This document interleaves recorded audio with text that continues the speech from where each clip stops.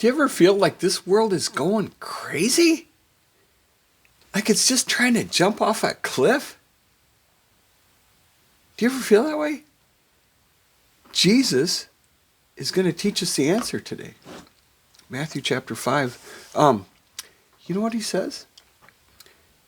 Only the bilingual will know all the answers. Yeah, I'll explain. There's some crazy stories in this today. If you just read over the Bible, you can read, you read it casually, you can miss this. But if you think about some of these stories, like they're just crazy.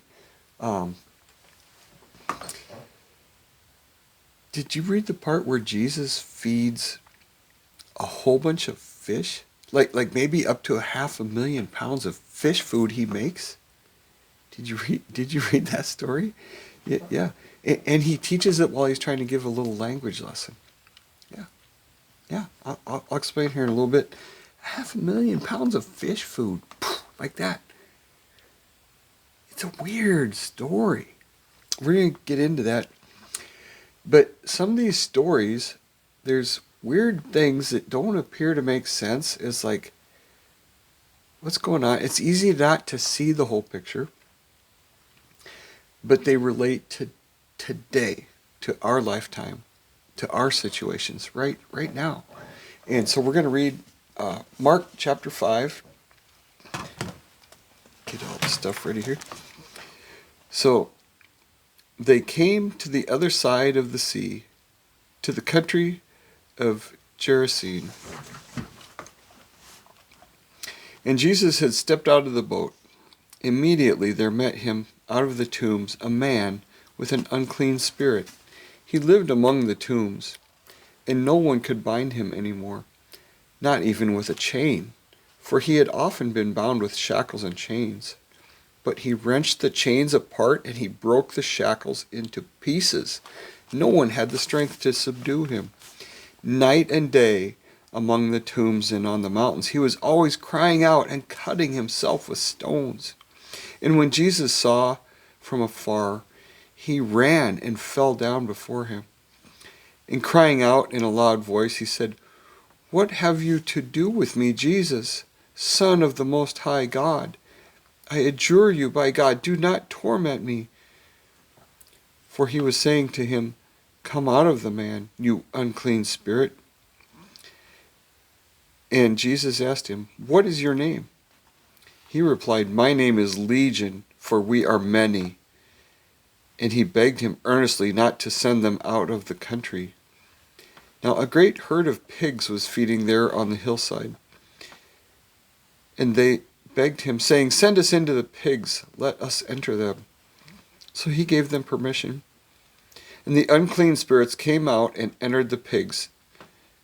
And the herd, numbering about 2,000, rushed down the steep bank into the sea and drowned in the sea. The herdsmen fled and told it in the city and in the country, and the people came to see what had happened. And they came to Jesus and saw the demon-possessed man, the one who had had the legion, sitting there, clothed and in his right mind, and they were afraid. And those who had seen it described it to them what had happened to the demon-possessed man and to the pigs. And they began to beg Jesus to depart from their region. As he was getting into the boat, the man who had been possessed with demons begged him that he might go with him. And he did not permit him, but said to him, "Go home to your friends and tell them how much the Lord has done for you and how he has had mercy on you." And he went away and began to proclaim in the Decapolis how much Jesus had done for him, and everyone marveled. And when Jesus had crossed again in the boat to the other side, a great crowd gathered about him, and he was beside the sea. Then came one of the rulers of the synagogue, Jairus by name, and seeing him, he fell at his feet. He implored him earnestly, saying, "My little daughter is at the point of death. Come lay your hands on her so that she may be made well and live." And he went with him. And a great crowd followed him and thronged about him. And there was a woman who had had a discharge of blood for 12 years, and who had suffered much under many physicians, and had spent all that she had, and was no better, but rather grew worse. She had heard the reports about Jesus and came up behind him in the crowd and touched his garment. For she said, "If I touch even his garments, I will be made well." And immediately the flow of blood dried up, and she felt in her body that she was healed of her disease. And Jesus, perceiving in himself that power had gone out from him, immediately turned about in the crowd and said, "Who touched my garments?"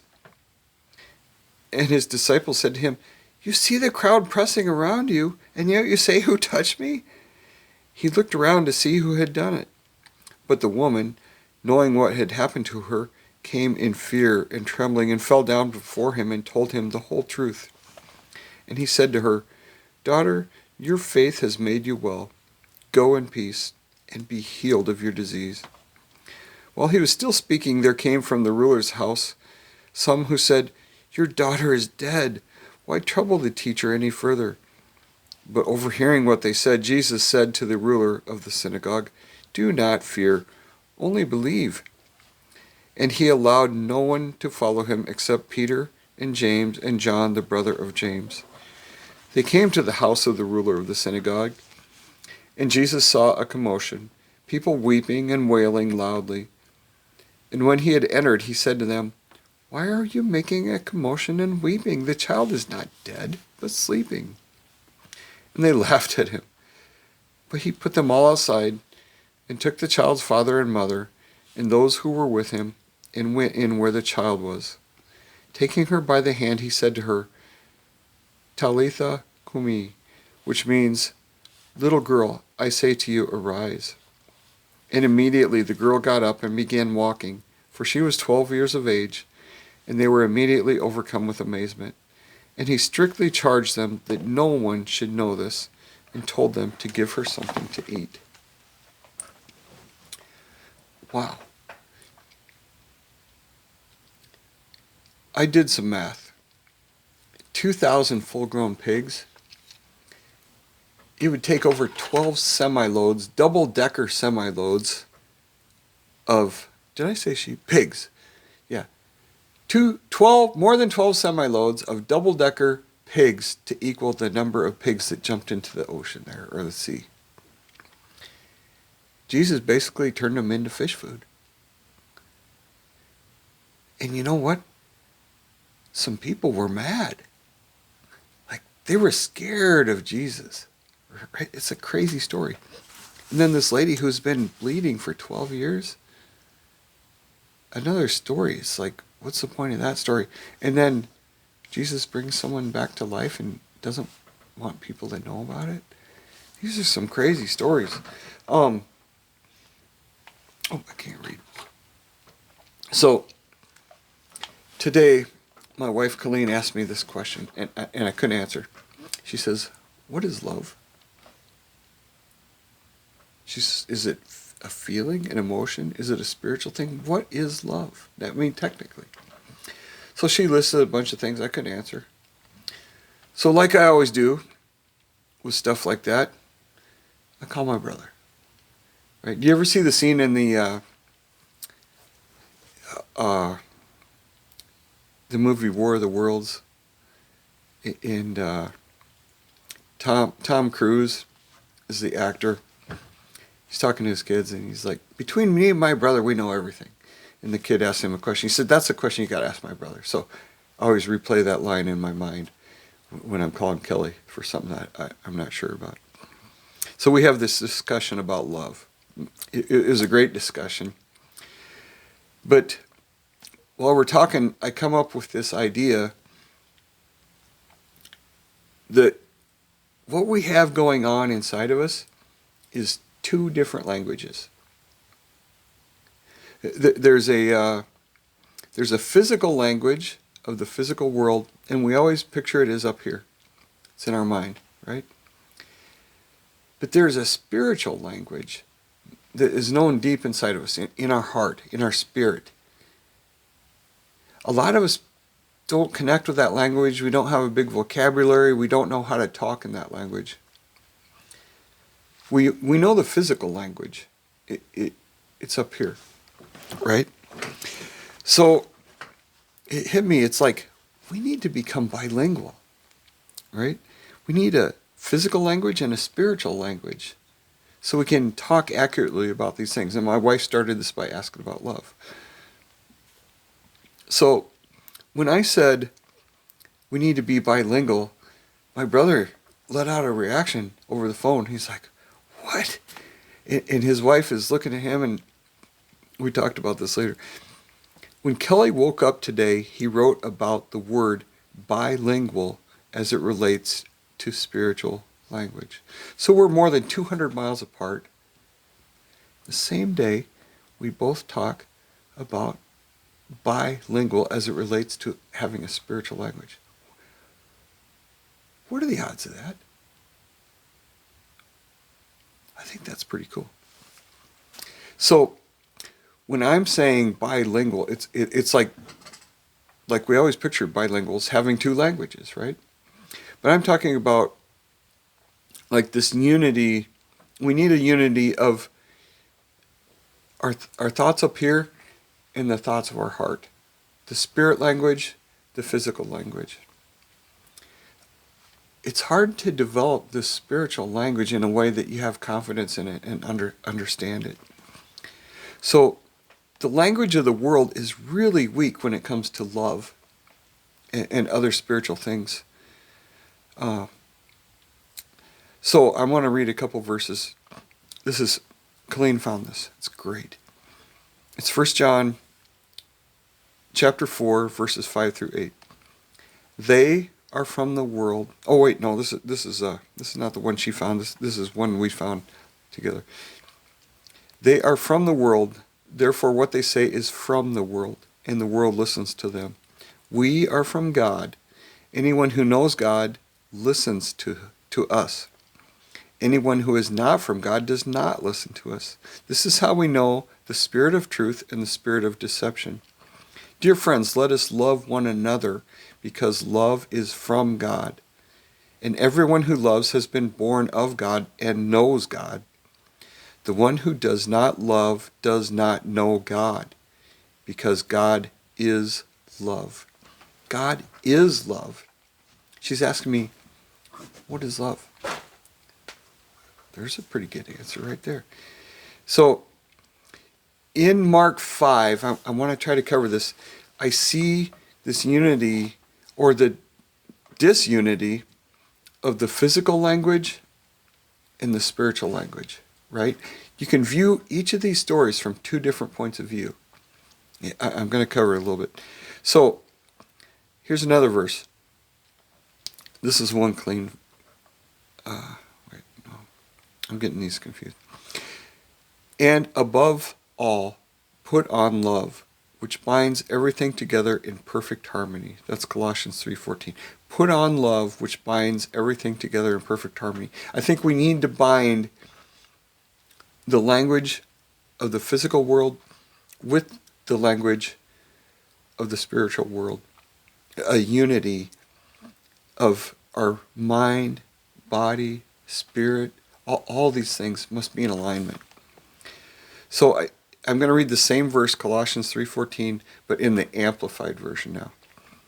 Beyond all these things, put on and wrap yourselves in unselfish love, which is the perfect bond of unity. For everything is bound together in agreement when each one seeks the best of others.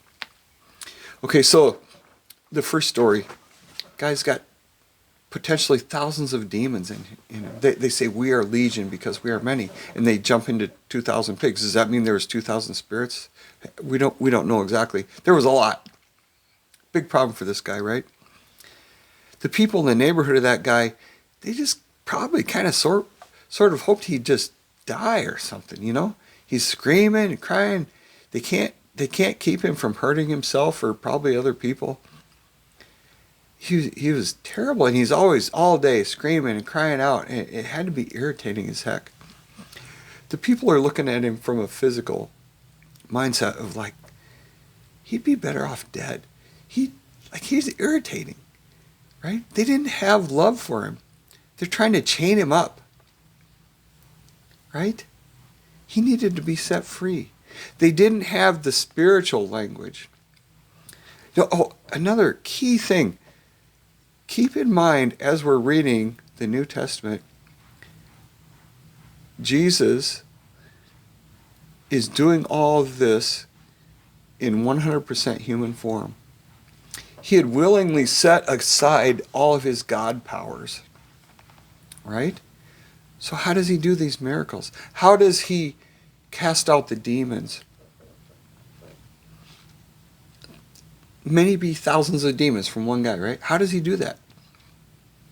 It's the power of the Holy Spirit working through Jesus. While Jesus is a man, right? Okay, so we have access to the same Holy Spirit. If the people around that guy had realized they have access to the Holy Spirit, maybe they could have done more for that guy, right? Maybe he would have been raised differently. So I think often a lot of times when we have these, I think you can invite evil into your life by the things you do carelessly, not knowing. You can invite evil into your life. What if those people had more unity with the spirit voice inside of them, and the whole community was different, and evil didn't have a good foothold in that area? I don't know. I'm just proposing something. So again, the religious ruler was surrounded with people who only knew the physical, the mind language, right? He was probably part of the group that, in one of the last chapters we just read, was plotting ways to kill Jesus. Think about that. And he comes and asks Jesus to save his daughter when just not too long ago he's plotting, he's the leader of the synagogue. Those are the guys who are trying to kill Jesus, figure out a way to get rid of Jesus. They look at Jesus in the physical realm as an inconvenience, like the guy who has all the demons. In fact, the people in the area where the guy was, they asked Jesus to leave. It was verse 17. Mark 5:17. And they began to beg Jesus to depart from their region. He was inconvenient. Right? Now let's look at the woman who was healed. She's been bleeding for 12 years. Miserable. In their culture, she would have been sent out of the community. She was unclean, according to the Jewish tradition. She was unclean. She couldn't be near other people because she would, contaminate them. So she's in exile. The guy who was demon-possessed was exiled into the graveyards. So in our human wisdom, we thought, let's get rid of these inconvenient, messy people, right? And then the religious leader, he's surrounded by worldly people, and he has to humble himself because he knows Jesus has the power to heal his daughter. This is before he knew that she had died. So he humbles himself and breaks free of that mindset of conformity of the culture around him. And he goes and tries to find help at the one place where he knows it's even possible, Jesus. And Jesus honored that. Jesus went with that guy into a dangerous place to help him. Jesus did that out of love. He healed the woman through the power of the Holy Spirit out of love. He healed the demon-possessed man out of a spirit of love, a Holy Spirit love, right? That is the language of God. We need to be attuned to that. So, Jesus showed us the unity of the mind language and the heart language in all those stories. He tied it together. The people only had this knowledge, the worldly, physical knowledge. They weren't capable of the love that was required in all these situations. For that woman to be part of the community, for the poor ruler whose daughter's dying, to seek the help he needed. The people, he probably got in trouble for that, right? He broke ranks. So to live in two worlds, we need to know both the mind language, the physical language, and the heart language. That's how God's going to bring healing to the world through us. So how does that apply today?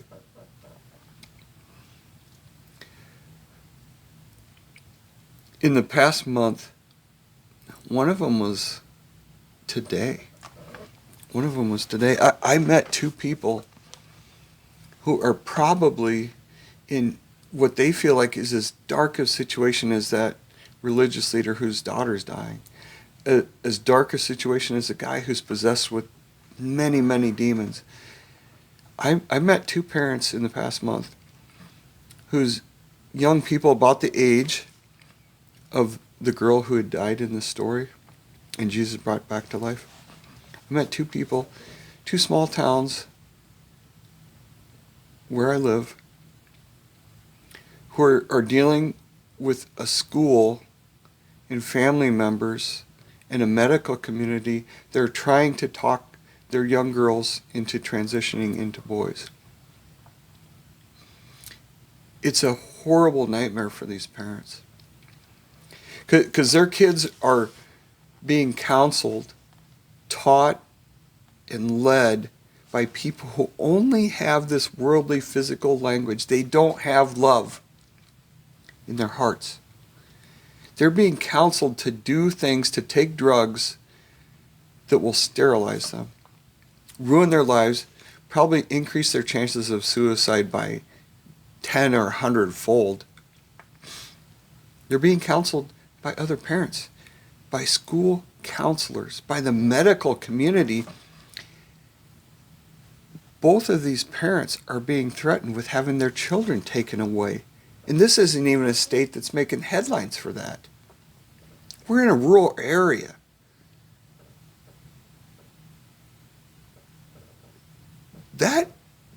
That's like a knife in my heart as a parent. I can't imagine the hell those parents are in right now. It's like all three people in this story. The parent who's losing his kid, the man who's filled with demons. These parents that I just met recently are in that battle.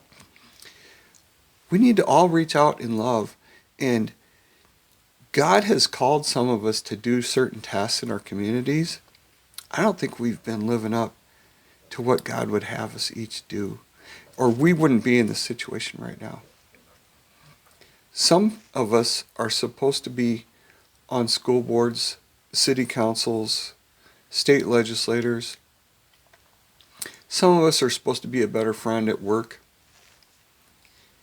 in our jobs, in our schools. These people need better friends, a better support system, a better network. If we have that spiritual language where we can hear the Holy Spirit moving in us, we should be moved to action right now. Love, action of love, propelled. And don't worry if things look crazy or inconvenient. We've got to get beyond that. There are people who want disunity in our country, in our world, in our families. We need to get this stuff aligned, our heart and our mind. We can't be divided as an individual. There is no love or no relationship without love.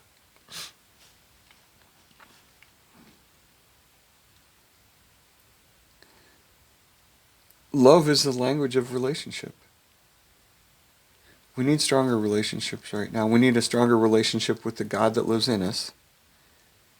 We need a stronger relationship in our families and with our neighbors and the people around us. Anyway, I hate to end on such a heavy note, but the world needs us to be a light right now. It really does. So anyway, hopefully you got something out of this.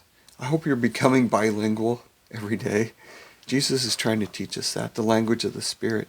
And it's all woven through this book of Mark. And I'm looking at that. Another thing, I'm going to add a link in the show notes and also on my playlist of Nobody's Fault podcast show notes to a video by a guy named John Lennox.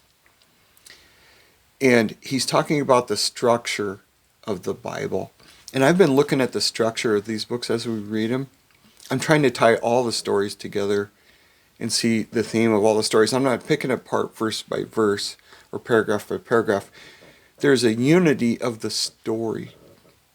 It's woven together for purpose and for reason and to give us a deeper understanding.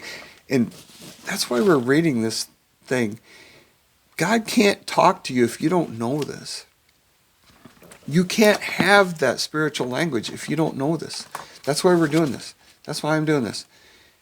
I would like to teach you about business, health, raising kids, all these things that I have a little bit of experience with.